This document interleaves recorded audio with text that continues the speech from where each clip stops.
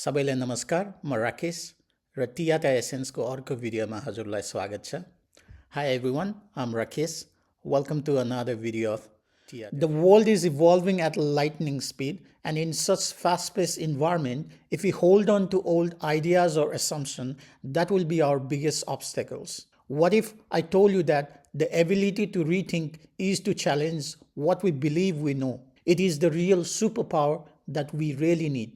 In the book Think Again, the author Adam Grant challenges the conventional assumptions about the true nature of intelligence. It is not about having all the answers, but it is about being brave enough to question them. Success does not come from sticking to right answers, but it comes from asking the right question and staying curious, especially when we think we have solved everything.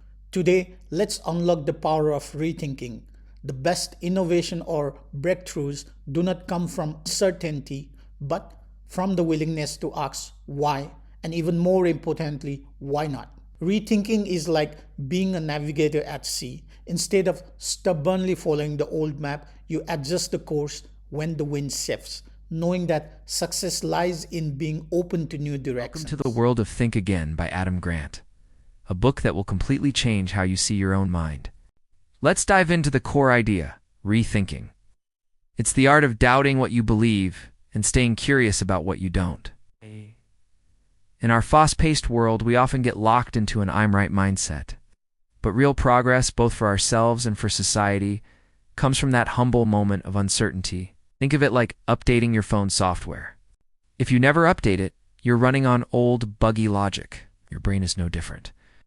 It needs regular updates to stay sharp. Imagine a doctor who, instead of dismissing a nurse's suggestion, pauses to reconsider. That simple act of rethinking could be the difference between a wrong diagnosis and a saved life. It's not about being indecisive.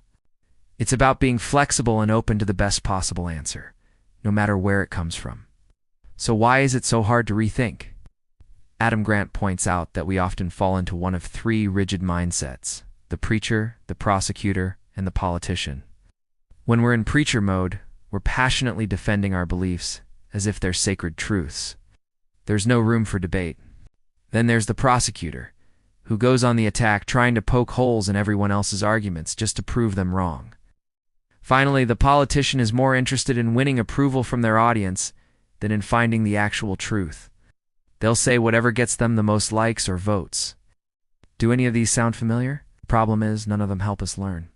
Grant suggests we adopt a fourth, more powerful mindset: the scientist. A scientist isn't attached to being right. They're driven by curiosity. They form a hypothesis, they test it with experiments, and they follow the evidence wherever it leads, even if it proves their original idea wrong. Imagine a manager who, instead of declaring "this is the plan," says, "That's an interesting idea. Let's run a small experiment and see what the data tells us." That's the scientist mindset in action. It builds smarter, more innovative teams. So, the next time you have a strong opinion, try treating it like a hypothesis, not a holy commandment. This brings us to a radical idea: the power of being wrong. In our culture, being wrong feels like failure. But Grant flips this on its head. He argues that discovering you're wrong is actually a sign that you're learning. It's a moment of discovery. Admitting a mistake helps you grow much faster than stubbornly defending it. This is what's known as intellectual humility, the simple, powerful ability to say, "I don't know," or "I might be wrong." Think about it. A CEO who publicly admits they misread the market can pivot the company's strategy and save it from disaster. A CEO who lives in denial would likely drive the company into the ground. Being wrong isn't the end. It's a new beginning. It's like pruning a tree. You have to be willing to cut away some old branches, your outdated beliefs, to allow stronger, healthier ones to grow in their place. Finally, let's talk about the fine line between confidence and overconfidence. They might look similar, but they're worlds apart. Confidence is believing in your ability to learn and figure things out. It's about your capacity to grow. Overconfidence is believing you've already figured everything out. It's a closed loop. Grant calls this the armchair quarterback syndrome, being extremely confident despite having limited knowledge or experience. The most effective people have what he calls confident humility. They're confident in their methods and their ability to learn, but they're humble about how much they still don't know. An investor who confidently builds a financial model but humbly questions their own assumptions is more likely to avoid costly mistakes.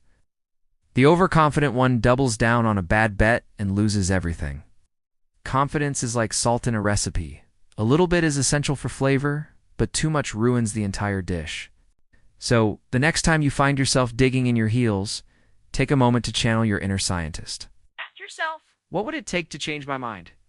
By embracing the joy of being wrong and staying curious, not just becoming a better thinker, you're reopening yourself up to a world of growth and discovery. If this video made you think even just a little, please hit that like button and subscribe for more ideas that challenge the way we see the world. To continue further, the next key insight is all about rethinking in our relationships and at work.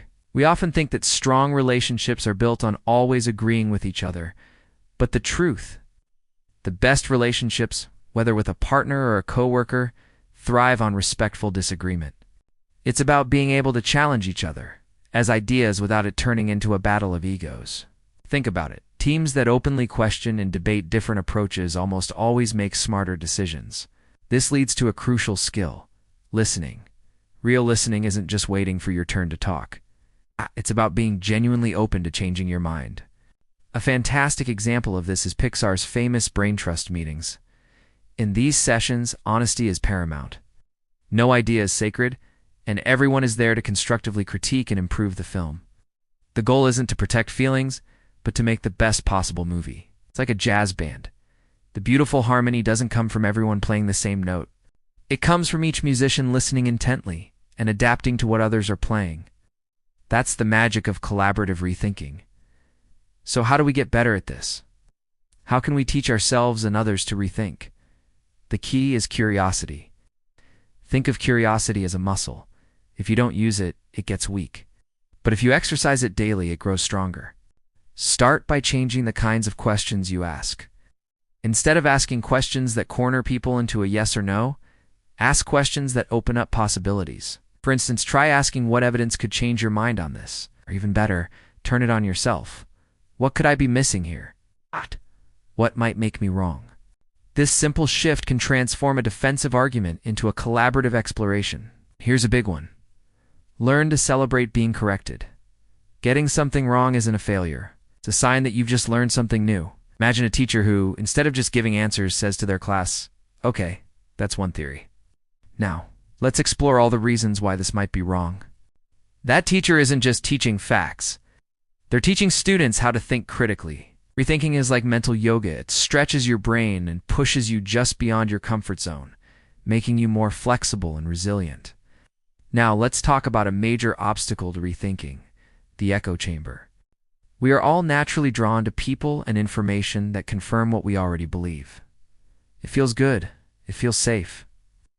But comfort is the enemy of growth. Real learning and development happen when we encounter disagreement. To break free, you have to intentionally seek out smart people who hold different views. Follow creators, read books, and have conversations with people who challenge your perspective. The key here is to listen with the intent to understand, not just to formulate your rebuttal. A great leader understands this. They don't surround themselves with yes-men. They deliberately include dissenting voices in important meetings. Why? Because it helps them spot their own blind spots and ultimately earns more trust from their team. There's a powerful analogy for this. If you only ever talk to mirrors, you'll never see the back of your own head. You'll never discover your blind spots. This brings us to our final and perhaps most important point: learning to think like a scientist. A scientist's job isn't to prove they are right. Their job is to get closer to the truth. They do this by constantly forming hypotheses, testing them rigorously, being ready to revise or even completely discard them when new evidence emerges. They don't cling to their beliefs, they update them. In a world that is changing faster than ever before, this mindset is a superpower. Stubborn certainty is fragile, but intellectual flexibility is robust. A perfect recent example is how the scientific community responded to the COVID-19 pandemic. As new data came in, recommendations changed. Some people called this flip-flopping, but it wasn't. It was the scientific process in action. It was experts rethinking in real time based on the best available information. It's like sailing. You can't control the wind, but you can always adjust your sails to keep moving toward your destination. Adopting this curious, humble, and evidence-driven mindset is the ultimate form of rethinking. These ideas have inspired you to challenge your own assumptions and embrace the joy of discovery.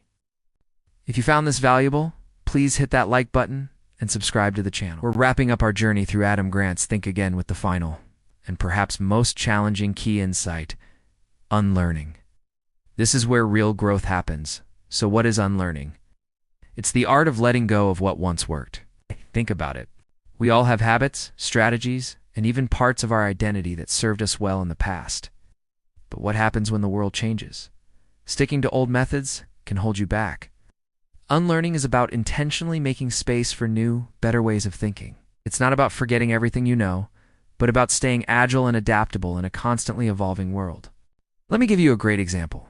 Imagine a veteran teacher who's been a master of the chalkboard for decades. Her classroom runs like clockwork.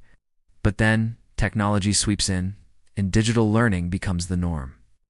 Instead of resisting, she decides to unlearn her old methods.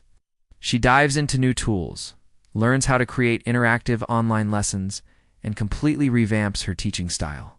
The result? She not only survives but thrives in the modern classroom, connecting with her students on a whole new level. That's the power of unlearning. There's a simple way to think about it.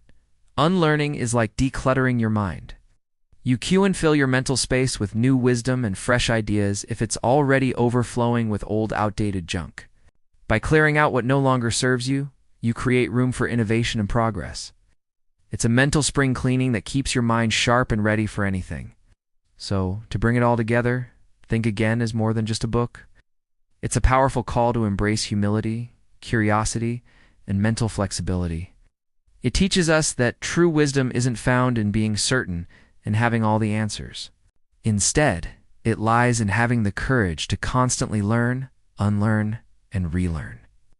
The smartest and most successful people aren't the ones who act like they know it all. They're the ones who are humble enough to keep asking, what might I be missing here? What if I'm wrong? Think of it this way. Life is a classroom with no graduation day. There's always something new to discover, a better way to see the world. And Thinking Again is your ticket to being a lifelong student, always growing, always improving. It's about enjoying the journey of discovery, not just rushing to the destination of certainty. Thank you so much for joining me on this deep dive into Think Again. I hope these ideas have sparked as much curiosity in you as they have in me. If you found this helpful, please hit that like button. And don't forget to subscribe and comment your thoughts. See you next time.